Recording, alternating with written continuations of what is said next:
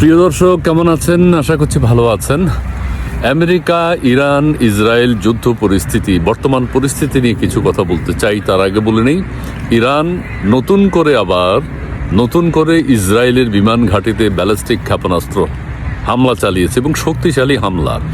তো এখন আবার উত্তেজনা দেখা দিয়েছে, চরম উত্তেজনা।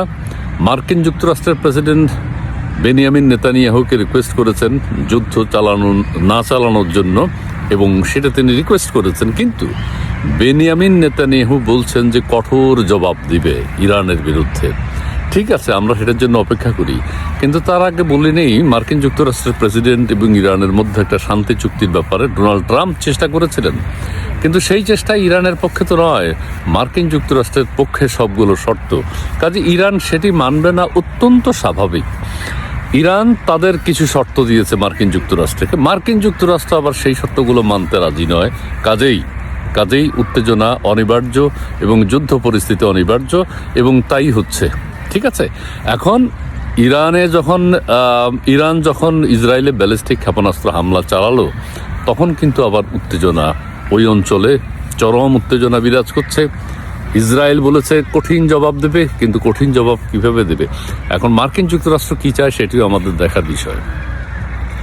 মার্কিন যুক্তরাষ্ট্র যুদ্ধ প্রশমিত করার জন্য নিজেরা শুরু করেছিল, ইসরায়েল এবং আমেরিকা মিলে। কিন্তু এখন আমরা যেটা বুঝি, বিশেষজ্ঞরা যেটা বলছেন, যে মার্কিন যুক্তরাষ্ট্র কিছুটা ধরা খেয়ে গেছে যদি বলি। কারণ মার্কিন যুক্তরাষ্ট্র এখন আর যুদ্ধ করতে চাচ্ছে না। তাদের সমরাস্ত্রের ঘাটতি দেখা দিয়েছে, তাদের যে মন্ত্রী এমপিরা আছেন তারা যুদ্ধের বিরুদ্ধে, এবং সিনেটে যুদ্ধের বিরুদ্ধে প্রস্তাব পাশ হয়েছে, এবং জনগণও যুদ্ধের বিরুদ্ধে। কারণ ক্ষতিগ্রস্ত হচ্ছে অর্থনীতি, এবং বিশ্ব অর্থনীতি ক্ষতিগ্রস্ত হচ্ছে, তেলের দাম বেড়ে যাচ্ছে। এটি কিন্তু সারা পৃথিবীর মানুষ আক্রান্ত হয়েছে। তো সেই ক্ষেত্রে আমরা যেটা বলতে চাই, এবং শান্তিপ্রিয় মানুষ যেটা বলে, যে যুদ্ধ যাতে আর না হয়। যুদ্ধ কোনো সমাধান নয়। যুদ্ধ শুধু সংঘাত সৃষ্টি করে, হানাহানি করে, মারামারি করে, ধ্বংস হয়। কাজে ইরান নিজেদের অস্তিত্ব রক্ষার জন্য কিন্তু অনেক কথা বলেছে, অনেক কাজ করেছে, এবং ইরান তাদের এই পর্যন্ত টিকে থাকা এবং তাদের শক্তিমত্তা কিন্তু তারা দেখিয়েছে। এখন কেউ বলছে মার্কিন যুক্তরাষ্ট্র ভয় পেয়েছে, কারণ মার্কিন যুক্তরাষ্ট্রের কিছু অস্ত্রশস্ত্র ধ্বংস হয়ে গেছে, সৈনিক মারা না গেলেও। আরেকটি বিষয় উল্লেখ করার মতো, ইরান তো আর মার্কিন যুক্তরাষ্ট্র আক্রমণ করতে পারবে না। সেক্ষেত্রে মার্কিন স্বার্থ সংশ্লিষ্ট যেসব দেশ আছে সেখানে কিন্তু ইরান আক্রমণ করছে। দুবাইতে, মধ্যপ্রাচ্যের বিভিন্ন দেশে, এটা আমরা সবাই জানি। এবং নতুন করে আবার হামলা হলে, এখন ইসরায়েল যদি আবার হামলা করে ইরানের উপর, নিশ্চয়ই সেই মধ্যপ্রাচ্যে হামলা করবে। এটাই স্বাভাবিক, কারণ ইসরায়েল এবং আমেরিকার বন্ধুপ্রতিম দেশ হচ্ছে মধ্যপ্রাচ্যের দেশগুলো আবার টুকটাক করে কিন্তু ইরানে হামলা চালায় বিভিন্ন সময়। এটা মাঝে মধ্যে তারা স্বীকার করে। স্বীকার করলেও ইরানের কাছে টিকতে পারবে না। এবং মার্কিন যুক্তরাষ্ট্রের যেসব ঘাঁটি ছিল সেগুলো অলরেডি ধ্বংস করা হয়েছে, এবং ইরান ধ্বংস করে দিয়েছে। এটাও কিন্তু মার্কিন যুক্তরাষ্ট্রের জন্য একটা শিক্ষা। মার্কিন যুক্তরাষ্ট্র যে এইভাবে ধরা খাবে, এটা কিন্তু তারা বুঝতে পারেনি, এবং বুঝতে না পারার কারণে ইরানের বিরুদ্ধে তারা যুদ্ধ শুরু করেছে না বুঝেই। এখন তারা হাড়ে হাড়ে টের পাচ্ছে যে ইরানের সাথে যুদ্ধ ঘোষণা করে কি ভুল করেছে কিনা নয়, ভুল করেছে। তারা প্রায়শ্চিত্ত করছে। তারা বারবার যুদ্ধ পরিস্থিতি নিয়ন্ত্রণের দিকে যাচ্ছিল এবং শান্তি চুক্তির দিকে যাচ্ছিল, কিন্তু ইরান এখন শান্তি চুক্তিতে রাজি নয়। কারণ তারা দাঁড়িয়ে গেছে, এবং তাদের দেশের জনগণ ঐক্যবদ্ধ আছে। অর্থাৎ খামেনিকে মারার পরে, বা ইরানের শীর্ষ নেতৃবৃন্দকে খুন করার পরে মার্কিন যুক্তরাষ্ট্র এবং ইসরায়েল মেরে ফেলেছে। এই প্রেক্ষিতে কিন্তু দেশের সাধারণ জনগণ যারা সরকারের বিরুদ্ধে ছিল, তারা কিন্তু সবাই এক হয়ে গেছে। কারণ হচ্ছে ভিন্ন একটা দেশ বা দুইটা দেশের সৈনিকরা এসে আমাদের দেশের নাগরিককে মেরে যাচ্ছে, খুন করে ফেলেছে, শীর্ষ নেতাকে খুন করে ফেলেছে। এইটা ইরানের জনগণ স্বাভাবিকভাবে নেয়নি বিধায় ইরানের ভিতরে এখন কোনো আন্দোলন নেই। যুদ্ধের পক্ষে কোনো আন্দোলন নেই। যুদ্ধের পক্ষে মানে আমেরিকার পক্ষে কোনো স্লোগান নেই মানে হচ্ছে যে জনগণ এখন সরকারের পক্ষে আছে।